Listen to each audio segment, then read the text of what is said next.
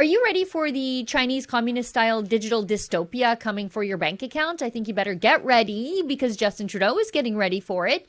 Today, I'll show you the government's official request for help to digitize our currency. China's government is building what it calls a social credit system. The system will use data to track and then punish or reward the behavior of individuals and organizations. The system hasn't been finalized, but it will work something like this. Using data from government departments, financial institutions, and the internet, the system will create credit records that track individual behavior and assign a rating to each citizen. Do something bad, like fall behind on your bills, break traffic rules, or spread unapproved information online, and your credit rating falls. Do something good, like volunteer to pick up trash in a park, and your rating goes up. If your rating dips too low, it could make it harder for you to take out a loan, travel abroad, even get your kid into a desirable school. China officially announced their social credit system back in 2019, but that just made it official. Monitoring the behavior and attitudes of citizens for compliance and appropriate affection for the government has long been a feature of authoritarian regimes. But it's not just about monitoring, it's also about rewarding and punishing for wrong think in ways that affect everything you do. Here is the Canadian government advising Canadian businesses about how best to operate within China's social credit system. On the Trade Commissioner's website, you see the government is not fighting the unfair surveillance and punishment system. Instead, they're teaching businesses how best to comply with the social credit system in China. But maybe, just maybe, they need to update this page to include Canadian companies operating within Canada, and I will get to that in a second. But first, why would the Liberal government bother to fight back against the tentacles of China controlling the behaviors and attitudes of Canadian companies? The Liberals don't want to fight this stuff. They want to adopt this strict social engineering project and have already tested it. And they're bringing in policies now to make it easier to control citizens through their finances. Remember the seizures of assets, trucks, and bank accounts of people who supported or peacefully participated in the Convoy to Ottawa protest? The government will also bring forward legislation to provide these authorities to FinTrack on a permanent basis.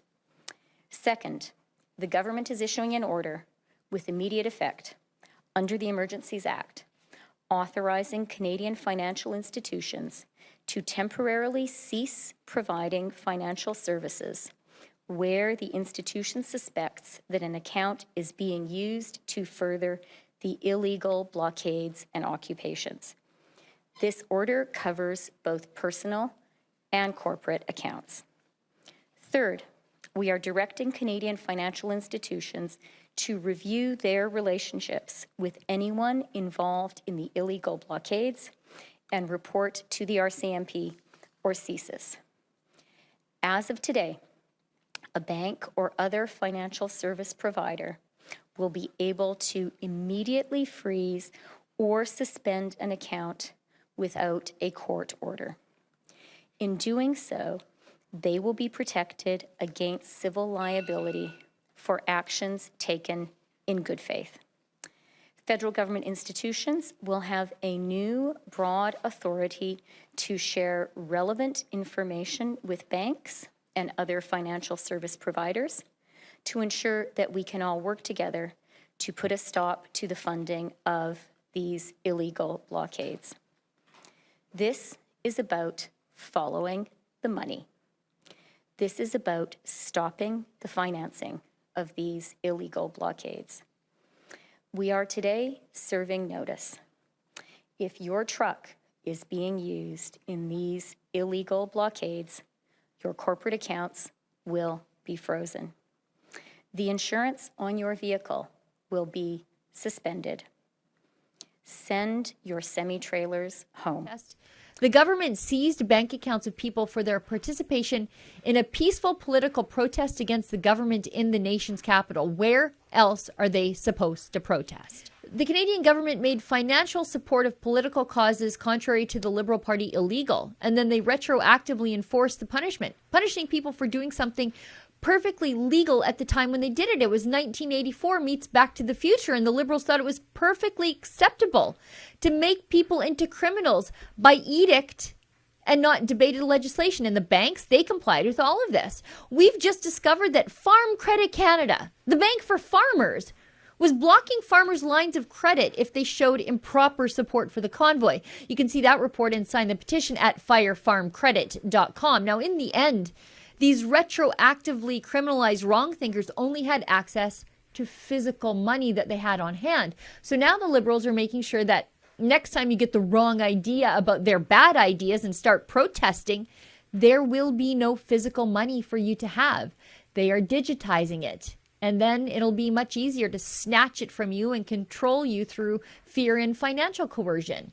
The Canadian Ministry of Finance is looking for help to coach them through the next steps of digitizing your money and assets, which will make it so much easier to disconnect you from them if you get wrong ideas about the government. Don't believe me? Here it is. A notice of proposed procurement for consultation services posted publicly on the government's contracts website right here. Financial sector legislative review on the digitization of money. A safe and secure financial system is a cornerstone of our economy. However, the digitization of money, assets, and financial services creates a number of challenges that need to be addressed. Budget 2022 announced that the government is launching the first phase of a financial sector legislative review that will look at the stability and security of the digitalization of money, including cryptocurrencies, stable coins, and central bank digital currencies.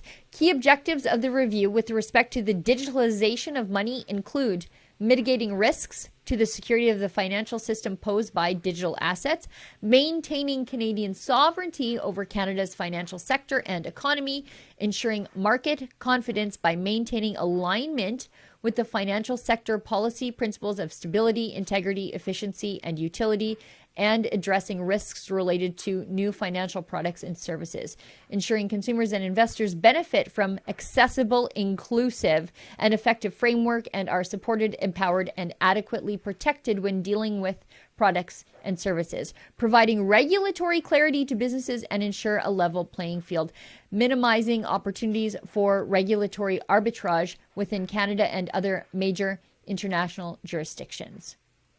They are going to regulate crypto so you can't squirrel away your money safely, and they are going to digitalize your cash. And then, if you disagree with the Liberals next time, you'll be in World Economic Forum fairy tale land so fast your head will spin. You'll own nothing, and you'll like it. For Rebel News, I'm Sheila Gunn Reid. This won't be the first time the government is going to use banks in the financial sector to punish you for wrongthink. We recently discovered that Farm Credit Canada, the bank for farmers, was monitoring farmers for wrongthink and convoy support. You can see that report and sign our petition calling on the management team at Farm Credit Canada to be fired at firefarmcredit.com.